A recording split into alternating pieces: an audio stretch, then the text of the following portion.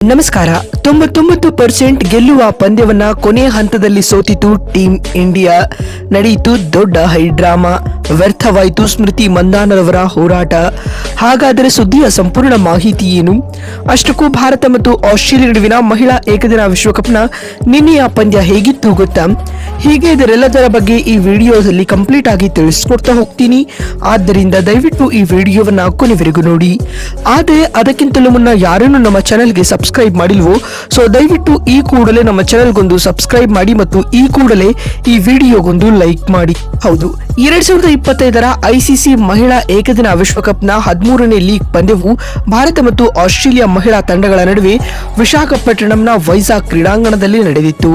ಈ ಪಂದ್ಯದಲ್ಲಿ ಮೊದಲು ಬ್ಯಾಟಿಂಗ್ ಮಾಡಿದ ಟೀಂ ಇಂಡಿಯಾ 330 ರನ್ ಕಲೆ ಹಾಕಿತು. ಈ ಗುರಿನ ಬೆನ್ನಟ್ಟಿದ ಆಸ್ಟ್ರೇಲಿಯಾ ಇನ್ನೂ ಒಂದು ಓವರ್ ಬಾಕಿ ಇರುವಾಗಲೇ 3 ವಿಕೆಟ್ಗಳ ಜಯ ಸಾಧಿಸಿತು. ಇದು ಈ ವಿಶ್ವಕಪ್ನಲ್ಲಿ ಟೀಂ ಇಂಡಿಯಾದ ಸತತ 2ನೇ ಸೋಲಾಗಿದ್ದು ಪಾಯಿಂಟ್ಸ್ ಟೇಬಲ್ನಲ್ಲಿ 3ನೇ ಸ್ಥಾನಕ್ಕೆ ಜಾರಿದೆ. ಇನ್ನು ಪಂದ್ಯದಲ್ಲಿ ಭಾರತದ ಬ್ಯಾಟಿಂಗ್ ವಿಭಾಗ ಉತ್ತಮ ಪ್ರದರ್ಶನ ನೀಡಿತ್ತಾದರೂ ಬೌಲಿಂಗ್ ವಿಭಾಗದಿಂದ ನಿರೀಕ್ಷಿತ ಪ್ರದರ್ಶನ ಮೂಡಿಬಂದಿಲ್ಲ. ಹೀಗಾಗಿ ತಂಡ ಕೊನೆಯ ಹಂತದಲ್ಲಿ ಸೋಲಿಗೆ ಕೊರಳೊಡ್ಡಬೇಕಾಯಿತು. ಅಟ್ ದ ಸೇಮ್ ಟೈಮ್ ಆ ಕಡೆ ಆಸ್ಟ್ರೇಲಿಯಾ ಈ ಪಂದ್ಯದಲ್ಲಿ ಅದ್ಭುತ ಪ್ರದರ್ಶನ ನೀಡಿತು ಅಂತಾನೆ ಹೇಳಬಹುದು ಸ್ನೇಹಿತರೆ. ಬ್ಯಾಟಿಂಗ್, ಬೌಲಿಂಗ್, ಫೀಲ್ಡಿಂಗ್ ವಿಭಾಗಗಳಲ್ಲಿ ಆಸ್ಟ್ರೇಲಿಯಾ ತನ್ನ ಬಲಿಷ್ಠ ಪ್ರದರ್ಶನದಿಂದಲೇ ಈ ಪಂದ್ಯವನ್ನ ಗೆದ್ದುಕೊಂಡಿತು. ಇದಕ್ಕೂ ಮುನ್ನ ಟಾಸ್ ಸೋತು ಮೊದಲು ಬ್ಯಾಟಿಂಗ್ ಮಾಡಿದ ಭಾರತ ತಂಡಕ್ಕೆ ಉತ್ತಮ ಆರಂಭವೇ ಸಿಕ್ಕಿತು. ಆರಂಭಿಕರಾದ ಪ್ರತಿಕಾ ರಾವಲ್ ಮತ್ತು ಸ್ಮೃತಿ ಮಂದಾನ 155 ರನ್ಗಳ ಜೊತೆಯಾಟವನ್ನ ಆಡುವ ಮೂಲಕ ಕಾಂಗಾರುವನ್ನ ಹಿಮ್ಮೆಟ್ಟಿಸಿದರು. ಸ್ಮೃತಿಯವರ ರೂಪದಲ್ಲಿ ಭಾರತ ತಂಡ ತನ್ನ ಮೊದಲ ವಿಕೆಟ್ ಕಳೆದುಕೊಂಡಿತು. ಮಂದಾನರವರು 66 ಎಸೆತಗಳಲ್ಲಿ 80 ರನ್ ಗಳಿಸಿ ವಿಕೆಟ್ ಒಪ್ಪಿಸಿದರು.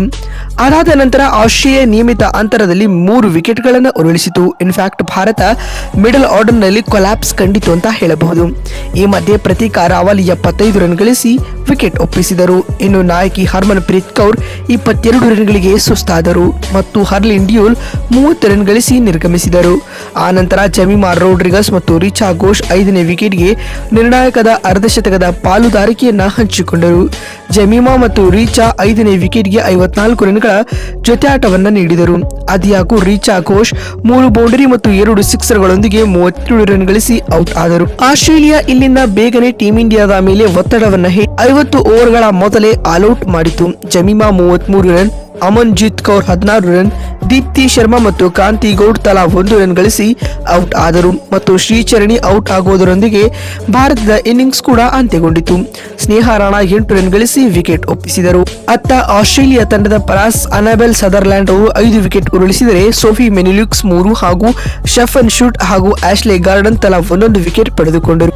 ಭಾರತ ನೀಡಿದ ಈ ಗುರಿಯನ್ನು ಬೆನ್ನಟ್ಟಿದಂತ ಆಸ್ಟ್ರೇಲಿಯಾ ತಂಡದ ಪರ ಆರಂಭಿಕ ಜೋಡಿ ಅಲಿಸಾ ಹೀಲಿ ಮತ್ತು ಫೋಬಿ ಲೀಚ್ ಫೀಲ್ಡ್ ತ್ವರಿತ ಆರಂಭವನ್ನ ನೀಡಿ ಕೇವಲ 11.2 ಓವರ್ಗಳಲ್ಲಿ 85 ರನ್ಗಳನ್ನ ಕಲೆ ಹಾಕಿದರು. ನಂತರ ನಾಯಕಿ ಅಲಿಸಾ ಹೀಲಿ ಕೇವಲ 84 ಎಸೆತಗಳಲ್ಲಿ ತಮ್ಮ 6ನೇ ಏಕದಿನ ಶತಕವನ್ನ ಬಾರಿಸುವ ಮೂಲಕ ಟೀಂ ಇಂಡಿಯಾವನ್ನ ಕಾಡಿದರು. ಇದರ ಮಧ್ಯೆ ಎಲಿಸ್ ಪೆರಿ ಗಾಯಗೊಂಡು ನಿವೃತ್ತರಾದರು. ಇತ್ತ ಬೆತ್ ಮೂನಿ ಹಾಗೂ ಸದರ್ಲ್ಯಾಂಡ್ ಕೂಡ ಬೇಗನೆ ವಿಕೆಟ್ ಒಪ್ಪಿಸಿದರು. ಆದಾಗ್ಯೂ ಹೀಲಿ ಹಾಗೂ ಆಶ್ಲಿ ಗಾರ್ಡನ್ ಜೊತೆಗೂಡಿ 95 ರನ್ಗಳ ಭರ್ಜರಿ ಜೊತೆಯಾಟವನ್ನ ನಡೆಸಿ ತಂಡಕ್ಕೆ ಗೆಲುವಿನ ಭರವಸೆಯನ್ನ ನೀಡಿದರು. ಈ ಮಧ್ಯದಲ್ಲಿ ಟೀಂ ಇಂಡಿಯಾದ ಬೌಲರ್ಗಳು ಸ್ವಲ್ಪ ಕಮ್ ಬ್ಯಾಕ್ ಮಾಡಿದರಾದರೂ ಕೂಡ ಕೊನೆಯ ಹಂತದಲ್ಲಿ ಬಂದ ಎಲಿಸ್ ಪೆರ್ರಿ ಆಸ್ಟ್ರೇಲಿಯಾ ತಂಡಕ್ಕೆ 49 ಓವರ್ಗಳಲ್ಲಿ ಭರ್ಜರಿ ಗೆಲುವು ತಂದುಕೊಟ್ಟರು. ಕೊನೆಯ ಹಂತದಲ್ಲಿ 6 ಬಾರಿಸಿ ಅವರ ಸ್ಟೈಲ್ ನಲ್ಲೇ ಪಂದ್ಯವನ್ನ ಫಿನಿಶ್ ಮಾಡಿದರು. ಸ್ನೇಹಿತರೆ, ಒಟ್ನಲ್ಲಿ ಆಸ್ಟ್ರೇಲಿಯಾದ ಈ ಮಹಿಳಾ ತಂಡ ಈ ಬಾರಿಯ ವಿಶ್ವಕಪ್ನಲ್ಲಿ ಬಲಿಷ್ಠ ತಂಡವಾಗಿ ಕಾಣಿಸಿಕೊಳ್ಳುತ್ತಿದೆ. ಸ್ನೇಹಿತರೆ, ಭಾರತದ ತಂಡದ ಇಂದಿನ ಪ್ರದರ್ಶನದ ಕುರಿತು ನಿಮಗಿರುವ ಅನಿಸಿಕೆಗಳನ್ನ ಕಮೆಂಟ್ ಮಾಡಿ.